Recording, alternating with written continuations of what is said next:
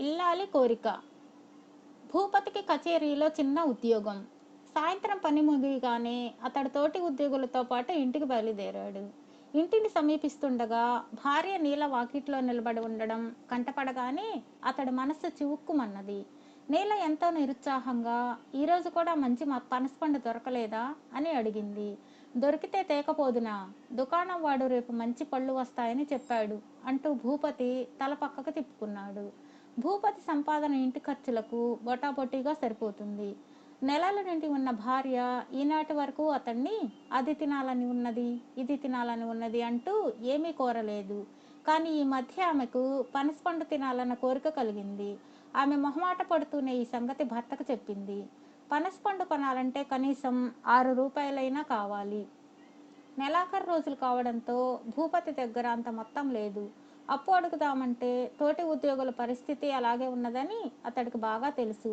ఆ కారణంగా అతడు పనసపండు తీసుకురాకపోవడానికి ఏదో వంకలు చెప్పేస్తూ ఉన్నాడు. ఆ రాత్రి భూపతికి సరిగా నిద్ర పట్టలేదు. తాను సాయంత్రం ఇంటికి వస్తూ ఎవరి పెరట్లోనూ చూసిన పనస చెట్టు అతడికి గుర్తుకు వచ్చింది. దానికి బోలెడు పనసకాయలు వెళ్లాడుతున్నాయి. చీకటి మాటను పోయి ఒకటి కోసుకు వస్తే భార్య కోరిక తీరుతుంది. భూపతి ఇలా ఆలోచించి భార్య మంచి గాఢ నిద్రలో ఉండడం గమనించి ఒక గోనె సంచి తీసుకుని పెరటి దాడిన బయటకు వెళ్ళాడు. అతడు పనస చెట్టు ఇల్లు చేరేసరికి అర్ధరాత్రి కావస్తున్నది. భూపతి నిశ్శబ్దంగా ఇంటి ప్రహరీ గోడ దూకి లోపల ప్రవేశించాడు. తరువాత పనస చెట్టు మొదట్లో ఉన్న కాయల్లో పక్వానికి వచ్చిన ఒక కాయను వెతికి దాన్ని కోసి గోనె సంచిలో వేసుకున్నాడు.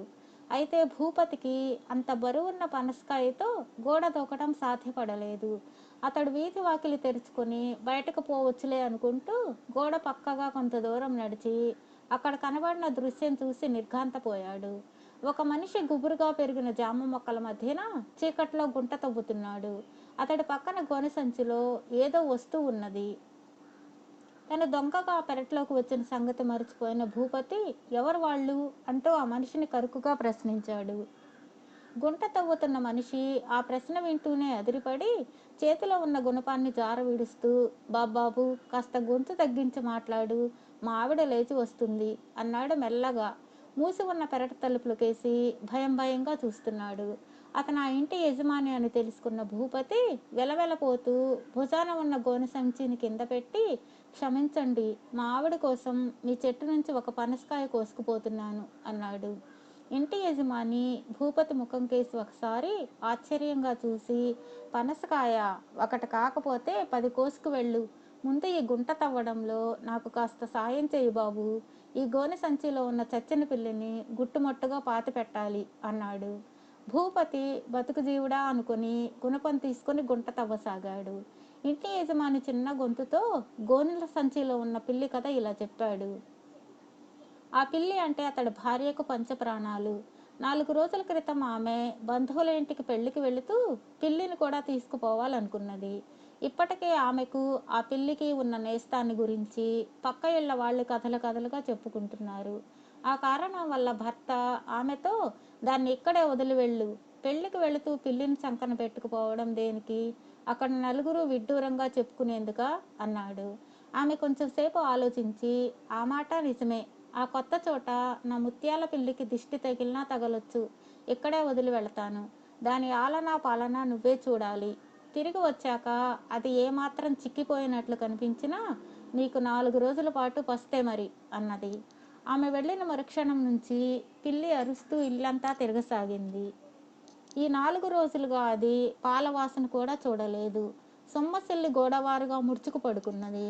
భార్య వస్తే సమయానికి అది కళ్ళు తేలవేసి నికట తీసుకుపోయింది. అటు భార్య భయంతో ఏమీ పాలుపోని ఇంటి యజమాని దాన్ని గోనె సంచిలో వేసి అటక మీద దాచేశాడు. అతడి భార్య ఇంటికి వస్తూనే, నా కన్న తల్లి, నా ముత్యాల పిల్లి ఏది అంటూ ఇల్లంతా వెతకసాగింది. పిల్లి చచ్చిపోయిందని చెబితే భార్య అన్నంత పని చేస్తుందని ఆ యజమాని ఆవిడతో, నువ్వు వెళ్ళిన రోజు రాత్రే అది నీకోసం బెంక పెట్టుకుని ఏటో వెళ్ళిపోయింది, నువ్వు వచ్చావు కదా, అది కూడా వస్తుందిలే అని సర్ది చెప్పాడు. కానీ ఆమె పెద్ద గొడవ చేసి భోజనం చేయకుండా ఏడుస్తూ పడుకున్నది. ఆమెకు కొంచెం కునుకు పట్టిందని తెలియగానే ఇంటాయన లేచి పిల్లిని పూడ్చిపెట్టేందుకు పెరట్లో గుంట తవ్వుతున్నాడు. భూపతి సాయంతో త్వరలోనే గుంట తవ్వడం పూర్తయింది. ఇంటి యజమాని అతడికి ఇంకేదో చెప్పబోతూ ఉన్నంతలో అతడి భార్య తలుపు తీసుకుని వస్తూ, ఇంత చీకట్లో పెరట్లో ఏం చేస్తున్నారు అంటూ కోపంగా ప్రశ్నించింది. భార్యను చూస్తూనే ఇంటి యజమాని గాబరా పడిపోతూ గోనెను గుంటలోకి తోసి భూపతితో, నే వెళుతున్నాను బాబు, నువ్వు కాస్త గుంట పూడ్చి మరీ వెళ్ళు అంటూ భార్యకు ఎదురు వెళ్ళాడు. ఆ భార్యాభర్తలు ఇంట్లోకి పోగానే భూపతి గుంట మీద మన్ను కప్పి వీధి వాకిలి గుండా బయటకు వచ్చి గబగబా ఇంటికేసి నడవసాగాడు. దారిలో అతడికి గస్తీ తిరుగుతున్న ఇద్దరు రక్షక భటులు తారసపడ్డారు. వాళ్ళ భుజం మీద గోనెతో చీకట్లో పడిపోతున్న భూపతిని చూడగానే అనుమానించి ఆగమని, ఈ అర్ధరాత్రి వేళ ఎవడిల్లు దోచి పరిగెత్తుతున్నావు అని అడిగారు.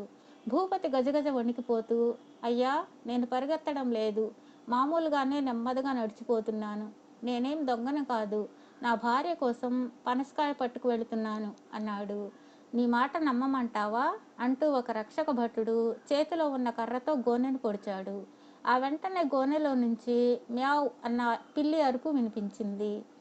భూపతికి చాలా ఆశ్చర్యం కలిగింది. భార్య వస్తున్న తన గాభరాలో ఇంటి యజమాని పనసకాయ ఉన్న గోనెను గోతులోకి తోశాడన్నమాట. అతడు చచ్చిందనుకున్న పిల్లి నిజంగా చావలేదు. తిండి తిప్పలేక సొమ్మసిల్లి పడిపోయి ఉంటుంది. రక్షక భటులిద్దరూ పిల్లి అరుపు వింటూనే పెద్దగా నవ్వి, నీ పెళ్ళాం పిల్లిని పనసకాయ అని పిలుస్తుందా? నువ్వేదో మంత్రగాడివి, నాకు నీ మీద అనుమానంగా ఉన్నది. అందువల్లే పిల్లిని ఈ అర్ధరాత్రి వేళ ఏ వల్లకాటుకో మోసుకుపోతున్నావు. తెల్లవారి నీ అసలు స్వరూపం బయట పెట్టేస్తాం పదా అంటూ భూపతి ఎంత చెబుతున్నా వినకుండా అతన్ని తీసుకుపోయి చెరసాలలో వేశారు.